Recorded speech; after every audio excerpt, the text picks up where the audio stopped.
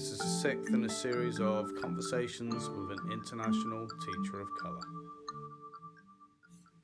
The idea of these webinars is to reach out to international schools, organisations and recruitment agencies to talk about how they are making systemic changes with regards to racial equity in their institutions. Okay, this is the sixth episode of Conversations with an International Teacher of Colour. And today I have Abena Baden. And Abena, could you just explain a little bit about your journey in the international school system and your role in your current school and what you've sort of been doing up to now? Sure. So I actually started out in the world of language schools, and I was an English language teacher for a while. I worked in England. I'm from Northern Ireland, so that was a move for me. And then I worked in Poland and then in Thailand. After that, I returned to the UK, where I did my PGCE in English and drama. And I taught for a few years in the UK. I had experience there in 3 different urban schools in Liverpool.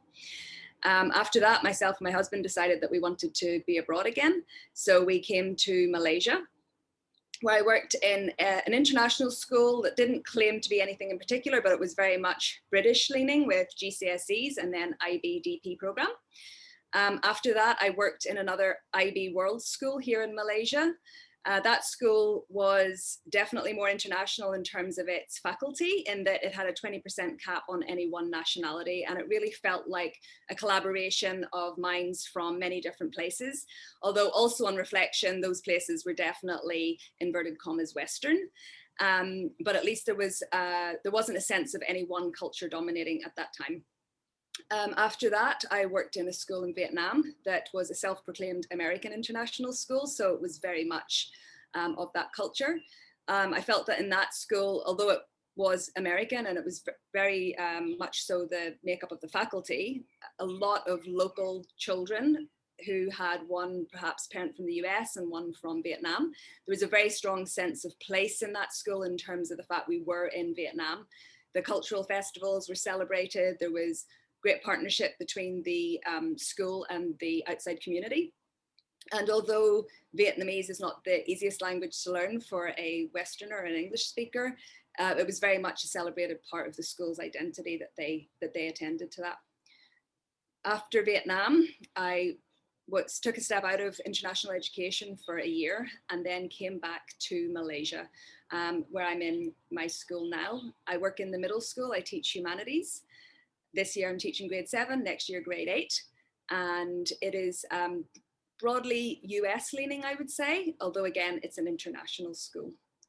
Population is very mixed. I believe we represent over 70 different nationalities. And it feels like a very diverse student population. I know your school's quite diverse and you have a reason for doing this work. Could you explain to me why your school is committed to making these changes? Well, I think our school, like many schools, we have our mission and our values, and we really do have a very caring community. I mean, I could quote the different mission and value statements, but really it comes down to care for the students and for each other. That really is a part of the culture in our school that everybody tries to live and breathe. And after the incident with George Floyd in particular, obviously the volume of this issue was raised all around the world. And we started with in the summer months when we were all stuck here because of COVID, we received an invitation to a conversation before the school year started to just talk about what might be, perhaps a little bit of visioning, and to discuss that as a school, what did we feel we might focus on? So it was very much a tentative step towards starting this work, although the work had started really the year before with our new head of school, who one of his first acts as the head of school was to appoint a talent development manager for our local staff. So when I say local staff, I mean our non-teaching staff. Which I think is something quite unique, but immediately there was a commitment to equity in terms of opportunities and professional development among the adults. And there was certainly an awareness that, to call ourselves an international school, we really did have to attend to matters of diversity and equity. So I think the work started even before the summer of Black Lives Matter protests. And it really grew out of that. So when we returned to school, there was a statement from our head of school to us as the entire school community in terms of the staff and teachers, saying that this was work that we wanted to focus on. But of course, it was amidst COVID, so there's a lot of challenges to that because we've been online for most of the school year.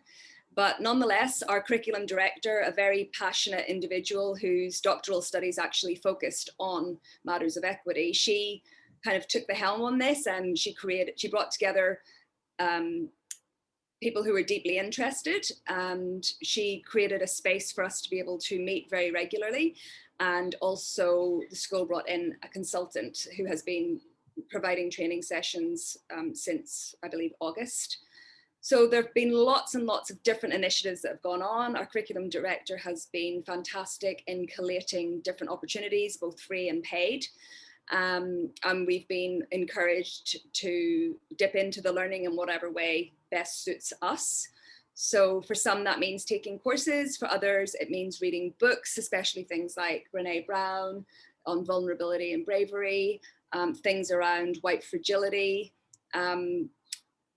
So, I mean, the kind of books that are circulating in our circles about how to be a more culturally responsive educator, how to be an anti-racist educator. So there's been a lot of small pockets of conversation happening there. And then more recently, we have returned to school. We've been in school for 2 weeks again. And pretty much straight away, our leadership team had a retreat, an all-day retreat, where they focused on kind of themselves and their identities, their positionality in terms of where they stood in relation to the work, identifying next steps, and really trying to form a solid plan that would take the school forward rather. So, the pockets of conversation, the courses, the study buddies, they have all contributed, I believe, to us moving forward. But now I think we're really starting to look at a more systemic change and a more systemic learning where we can take everybody along with us. So that's kind of where we are now. That's really interesting because it sounds like the leadership have really taken an active role in making the changes at your school. Whereas when I've spoken to other educators, it seems to have come from within, and leadership have become involved rather than sort of taking that lead from the top. And so that's very different. And also, it sounds as if your staff have been really fully involved and had a lot of opportunities. And there seems to be a big curriculum lens as well. Would you say that's the case?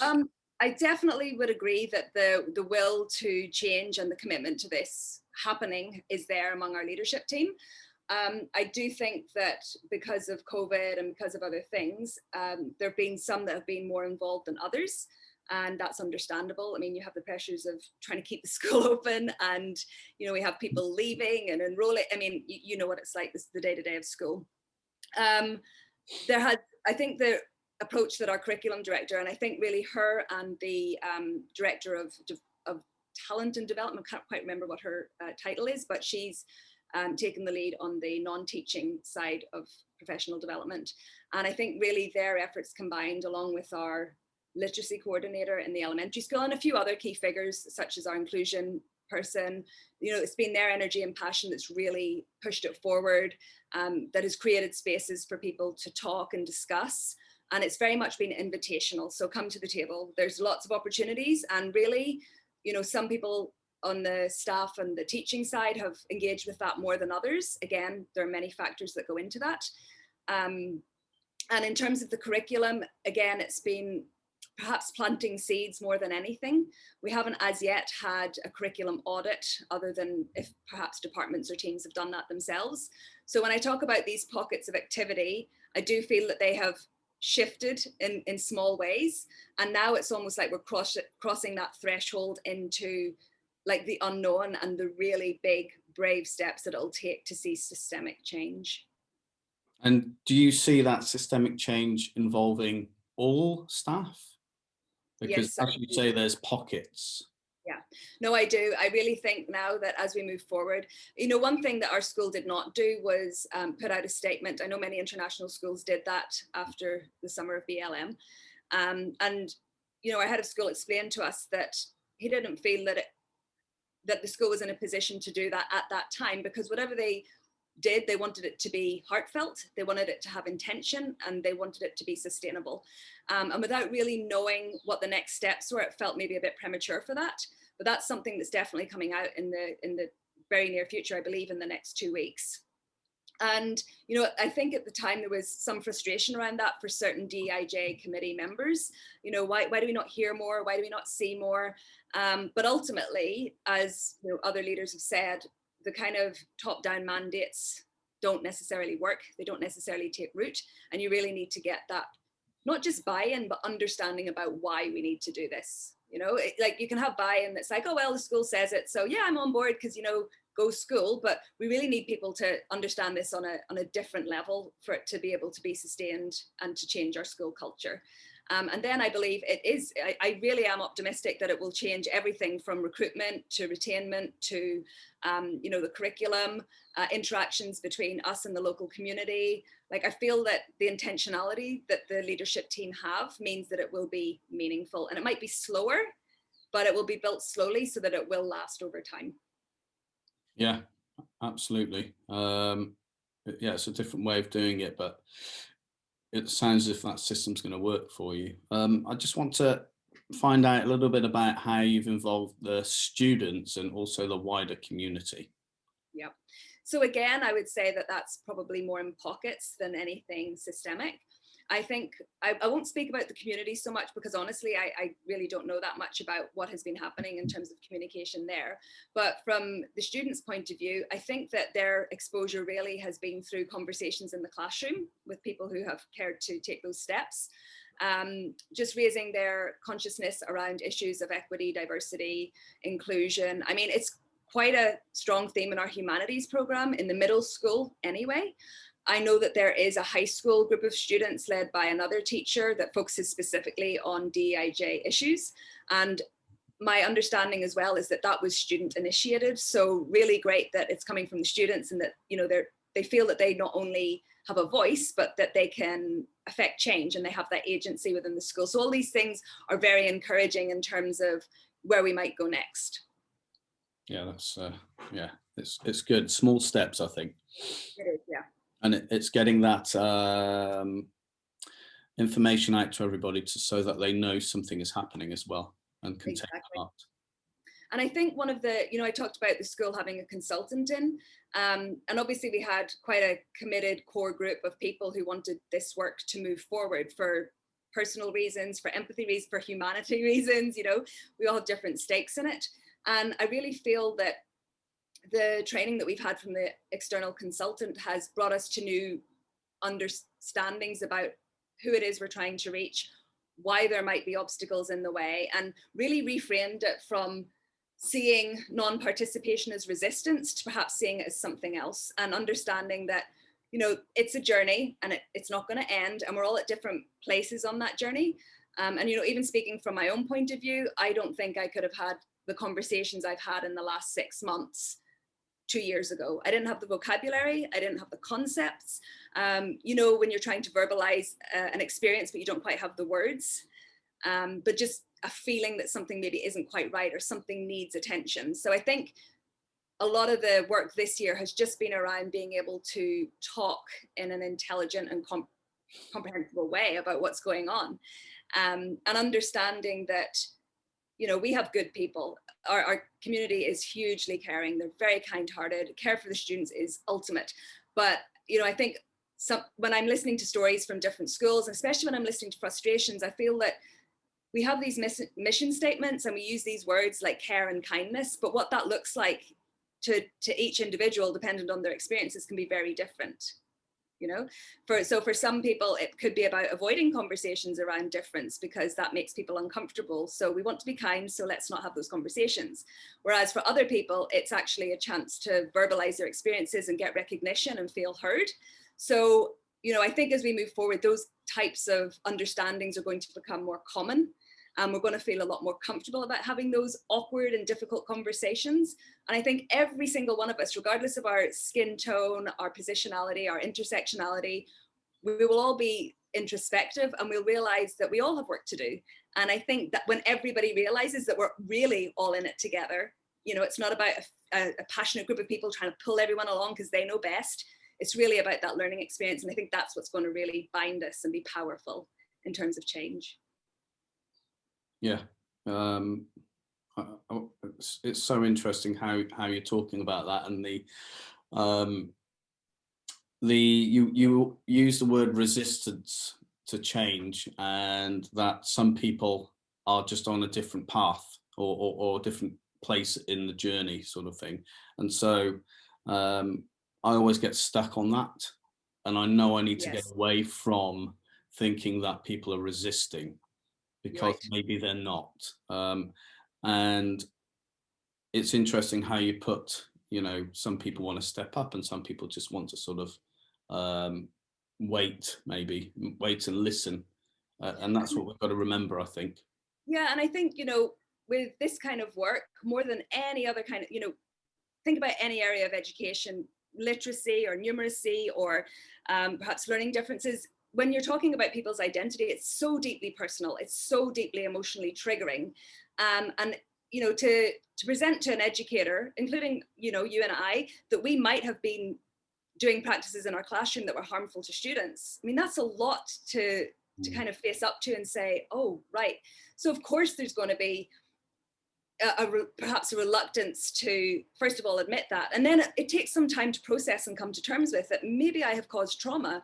Maybe I have been ignorant. And we weren't trained for this in our teacher training colleges. We didn't know about it. I'm sure that, if we had a side conversation, we could talk about how we couldn't even verbalize the things that happened to us as non-white people, right? Words like microaggressions, white fragility, these are so loaded, and I feel like they're so triggering. And that doesn't mean that we avoid them, but we have to use those words really with empathy, because I've spoken to colleagues who have told me that they almost feel like they're doing something wrong just because they're white. It's like, I know I have all this privilege, I know I should be doing something, but I don't know what to do. And they almost feel paralyzed, because to make a wrong step in this area is so dangerous, right? I mean, there's so much writing on it. It's not like somebody go, oh, you didn't know how to do that reader writer workshop thing. That doesn't matter. It's like you just committed a microaggression, or you just, broke one of the cardinal rules. It makes it very tricky and very, I think, scary for people to know where to step next. And that is something that we can only overcome together by really showing that we are in it together and that it's not an us and them. Yeah, and having those safe conversations so that people feel that they can make mistakes, right. And things like that. And yes, I think in my journey earlier on in the year, I was, well, why don't you know these words, and so forth? Why isn't it important to you? But as I've sort of come along, I realise there needs to be a little bit of sensitivity around some of these words, because people need to learn and understand, where they are and what they want to do. And we have a lot of conversations as well about, in the different groups that we're in, about white comfort and, not putting people out of their comfort zones. And I don't think it needs to necessarily be framed in that way, that, we don't avoid the conversations, but we go into them with a different attitude of caring and really try to express that it is coming from a place of caring. And I'll admit that, I've had conversations over the last year that have not gone well, have not landed well. I might have proposed initiatives or conversations or suggested training, and it's been met with stony silence. And initially that was confusing. It was, I suppose, hurtful in some ways. And then I realized, well, really, what am I doing? Am I presenting these opportunities as let's learn together? Or does it sound like I am coming from a place of I know and you need to get here? And so again, those conversations, I think, we have to just be really brave and really honest and really open about where we are and what it is we're trying to do. And ultimately, it's not about us, it's about the kids. And it's about the system, and it's about making things better for everyone. Exactly, yeah. And I think that's a journey which a lot of schools are sort of getting towards. And it seems as if mainly it's the staff in the school that have a lot of journeys. The kids have their stories and want to speak up and Right. talk about things. And then the parents are often sort of on the edge there, and that's finding the ways to get them involved as well is quite important, I think. And it's just there are different ways, and obviously different countries as well that each of these schools are in. So there are sensitivities around, Yeah. um, you know, parents as well, and the wider community. Absolutely. And, I think there's nowhere more relevant than in a post-colonial country like Malaysia that still has quite strong ties with the UK in terms of education and opportunities. So even, all these countries have their independence from the UK and other colonial powers, but there's still a culture and a mindset that can remain. And I think that needs to be addressed head on. And I know certainly from having conversations with students, there are certain realizations that they come to, and they're kind of like, oh, like, why do I do that? So a couple of weeks ago, we were talking about windows and mirrors. And we watched a TEDx talk about a schoolboy who was talking about, he grew up in India, and all the texts that he was exposed to were from the British canon. And that was considered educated, because he had that classic education, if you like. And then when he heard about the concept of windows and mirrors, he looked back at his writing journal, and he was like looking at the stories that he'd written and realized that they were all set in places he'd never been to, experiences that he'd never experienced. And he was like, what? Why did I do this? And his TED talk is really interesting and engaging for my middle schoolers. But afterwards, they were kind of throwing their hands up in the air and going, what? I do that. Oh, why do I do that? Why do we do that? And I was like, well, yeah, that's something to think about. So I think if we can do it with middle schoolers, we can definitely do it with parents. And maybe we just have to, again, it's about bravery, about maybe not having assumptions, because, these parents, if they can afford our school fees, they're educated people. Mm. And, one would think that, again, if they're sending their kids into these spaces where social justice often features, there is a way into that open mind. So again, yeah, maybe it's just on us to, if we really say we're committed to the work and we really say that we believe in it, we take everybody along on that journey rather than fearing what might be. Yeah, and that's the thing. As more and more people get involved, I believe the schools will become more confident. Right. Know that more and more people are open to discussions, conversations, and so forth, and it'll get bigger and bigger and more open. I just want to move on to a couple more questions. You have a working group, and you're getting towards sort of setting a pathway at where your school's going to be going. How have you involved other people, or has it just been that group that's sort of been working on goals and the pathway? So again, that group is open to anybody to join at any time. And actually, just last week, we had one more member join our middle school DEIJ subcommittee. And I think it's never been exclusive. It's never been, boundaried in any way. Our meetings are there on the calendar. If you want to drop in, you do. And that has happened where people have, maybe come for a couple of meetings and then left. And that, again, is down to a variety of reasons, conflicting schedules and things like that. But it has always been open to teaching and non-teaching staff. So in that way, the invitation's always been there. In terms of the group growing, I think rather than necessarily the core group growing hugely, it's been more about spheres of influence, which is something that the school kind of established at the very beginning. So for example, myself, I have done a lot of work this year with my team on the curriculum and looking at the curriculum. And, even if, I think it's been met with different levels of success depending on the initiative, but I always think that even if maybe something didn't take root there and then, that it might in 6 months' time, when another experience within an individual brings more meaning to what we did. Perhaps an individual leaves the school and it turns out that while in our school, this person didn't feel confident in their knowledge and understanding around DEIJ, they realized that in their next school, actually, they're pretty expert compared to others. So, we don't always see immediately the impact of what we're doing, But I do believe that if that energy and that effort continues, then it's like you say, it's step by step, slowly, slowly. And it's a network that just builds up over time rather than, you know, a mountain that you see getting taller and taller. Yeah, that's really important as well. And I like the way you said that people are just allowed to drop in and so forth. We have a sort of similar system. Anyone can join our council.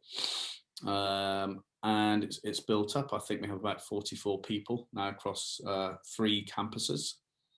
We are in the process of establishing links with our 4th campus in Doha, and we'll get there slowly. And we don't always have the same people at the meetings, which is good, I think, in some respects.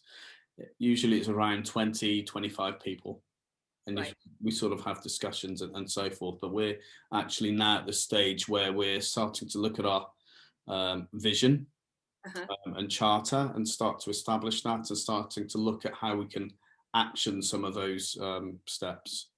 And so Right. that's So, quite an interesting sort of process. yeah. And, you know, you talked about your charter. I think in a similar process, we have a 4-year strategic plan. And this is the year for review. So, you know, our head of school has already stated his commitment to incorporating DEIJ into that plan. And it really is a roadmap that the school sticks to and reflects on at the end of every 4-year period. So I think that's really powerful because that strategic plan is available to the public. It's what we align all of our training with. You know, our PD budget is aligned with our strategic plan. It has, if you want to do training, it has to be aligned with the plan. So the fact that it will appear there, I think, sends a very powerful message to everybody about what this means to the school, and it's prioritization of it, really.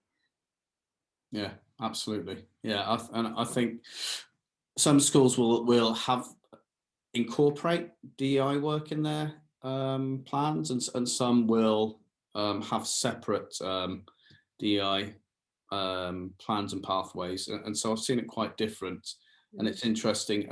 And I believe what I've sort of heard is that each school will do it in their own context, Right. rather than sort of thinking there's a plan out there, let's take that and use that each time, especially with the international schools, because they're so different. Uh, Right. their student population, staff population is so different from many other schools. So you can't just sort of take a plan. You've got to sort of work in what you have. It's all Um, about pioneers right now, right? sorry. It's all about pioneers right now. Like any school that's doing this is doing pioneering work because there is no roadmap.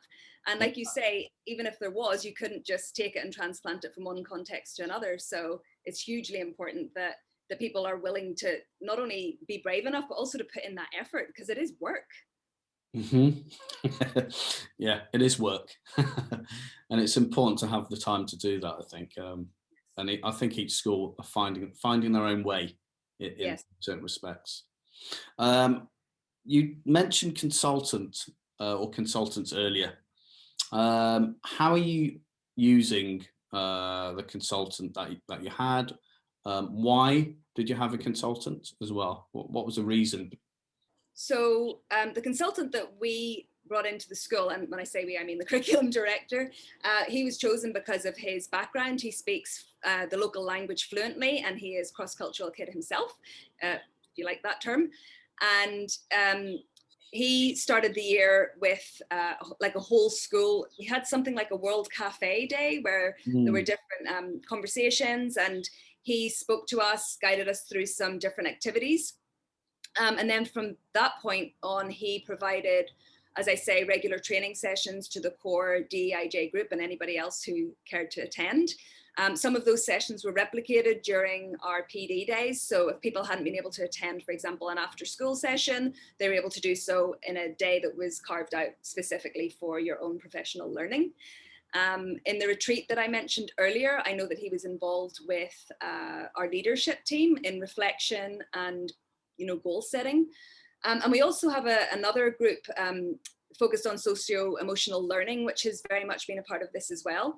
Again, they have provided trainings at divisional level and also for individuals within the school. And we've had,